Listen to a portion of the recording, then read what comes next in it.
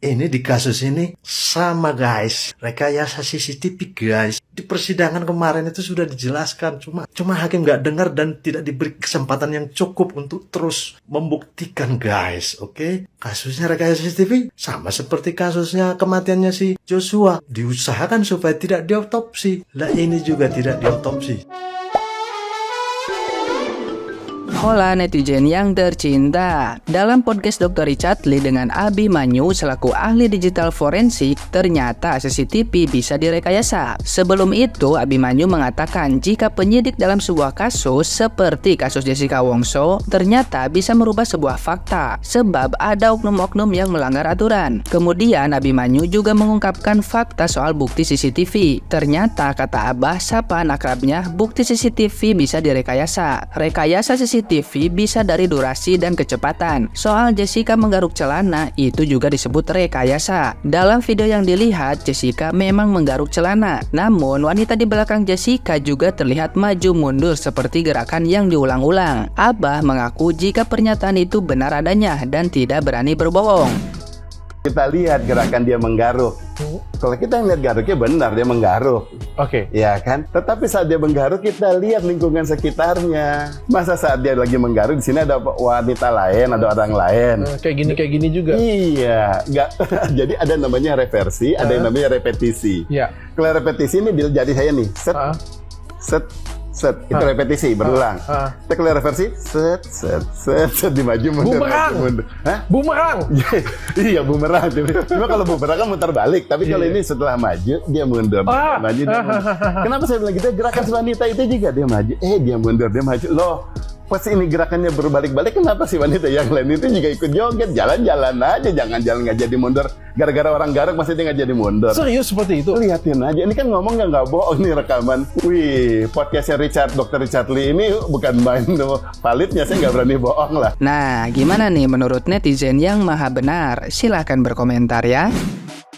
Yang sedari kemarin tanya-tanya terus perihal CCTV, dan CCTV, aku akan coba jelaskan kawannya. Dan kebetulan Pak Abimanyu yang pakarnya juga sudah menjelaskan. Tapi aku akan coba jelaskan sepengetahuannya aku, oke? Pada dasarnya tidak pernah ada berita acara penyitaan di VR. Makanya keterangan di berita acara itu kosong keterangannya. Dan tidak pernah ada juga dalam berita acara pemindahan dari DVR ke flash disk. Otomatis keasliannya diragukan. Jadi tidak dapat dipertanggungjawabkan kawan. Bahkan ada beberapa ahli pun menyatakan yang sama. Ada beberapa sisipan atau rekayasa di CCTV yang ditampilkan di persidangan. Makanya dari awal beberapa bukti itu cacat secara formil. Jadi kawan-kawan bisa menilai kalau CCTV saja keasliannya diragukan, bagaimana dengan isi dakwaannya. Jadi clear ya, sudah aku jelaskan. Jadi kita lihat sama-sama lihat ke depannya seperti apa. Kejanggalan satu persatu mulai terbuka. Perlahan tapi pasti, tidak usah buru-buru, pelan-pelan saja. Pada dasarnya benang merah sudah makin mendekati kesimpulan. Jadi kawan-kawan tinggal tarik benang merahnya saja dari viti-viti yang aku jelaskan. Thank you kawan. Aduh.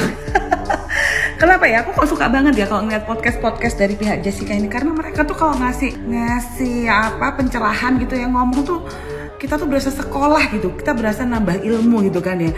Jadi kita ngerti gitu, ngikutin kayak Bang Oto, kayak Dr. Jaya, kayak Abah Abimanyu, dengerinnya tuh gitu.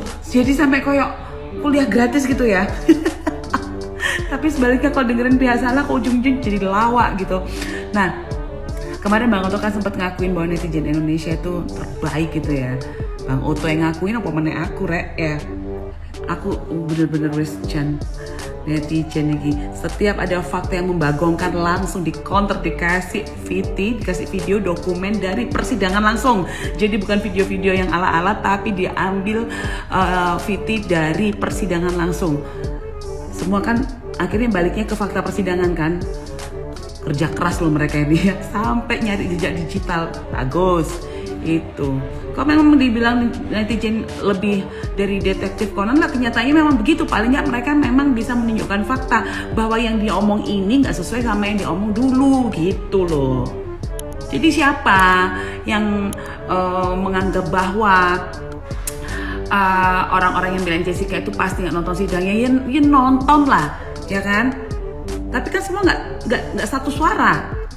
dengan adanya film Netflix ini. Nah, film Netflix ini juga bukan film fiksi, ini dokumenter di mana film ini berisi fakta-fakta yang ditoto sedemikian rupa jadi bagus kayak ngono iku loh.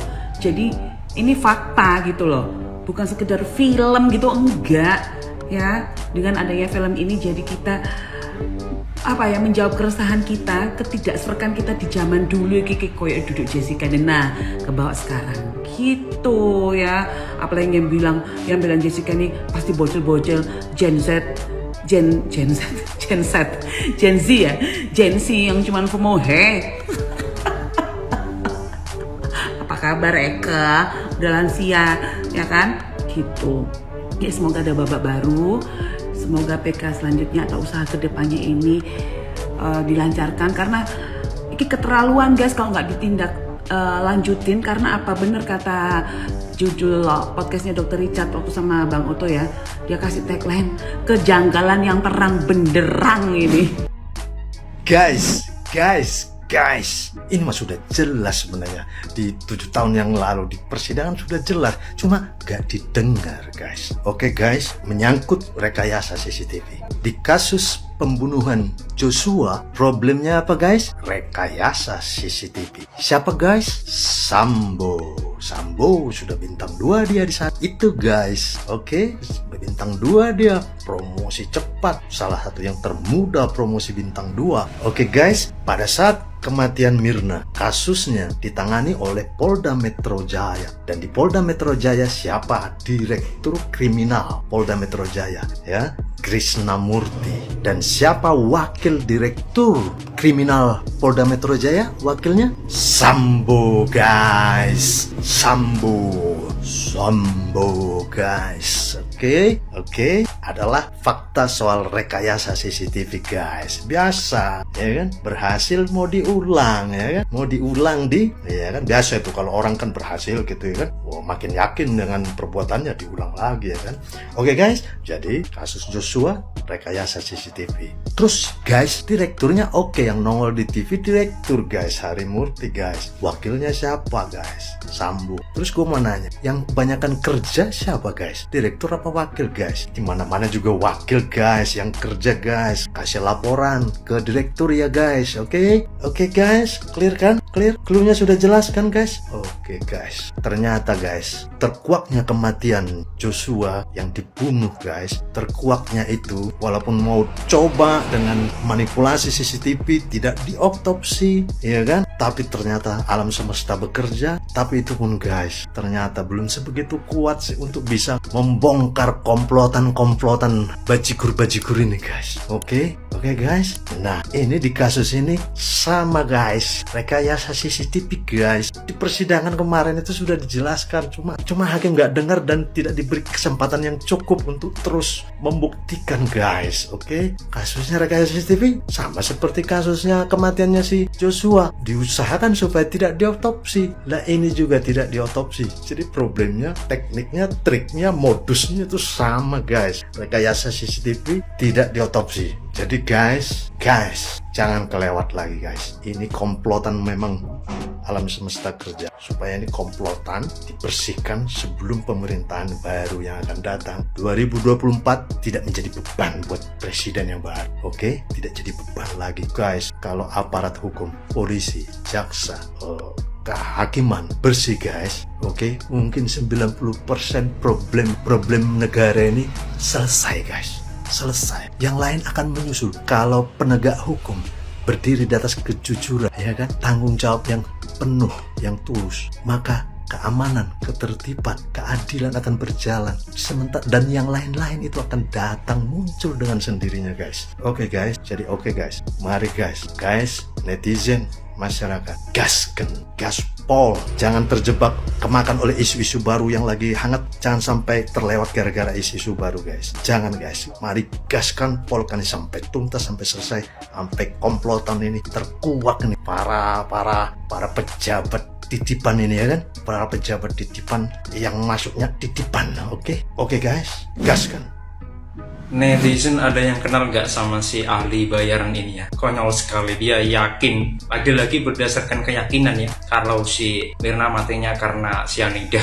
padahal nggak ada otopsi. Dan yang ngakak itu di endingnya dia bilang kalau mau meminta pendapat saya silakan, saya jadi konsultan dan disuruh bayar ya. Inilah wujud ahli bayaran. Ya memang sih, kebanyakan orang memang kerja buat dibayar ya. Tapi apakah benar ini ahli bayaran yang dibayar benar? Gak tahu juga ya, hanya Tuhan yang tahu ya.